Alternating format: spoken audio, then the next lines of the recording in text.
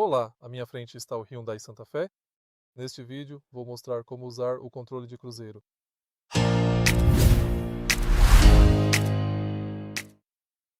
Para ativar o controle de cruzeiro adaptativo, primeiro comece a dirigir com o cinto de segurança afivelado e, em seguida, dê uma olhada no lado esquerdo do volante.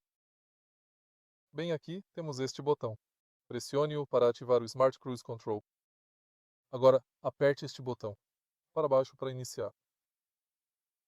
Use o botão de mais e menos para aumentar ou diminuir a velocidade ou para redefinir. Use este botão abaixo para alterar a distância em relação ao carro da frente e use o botão do volante para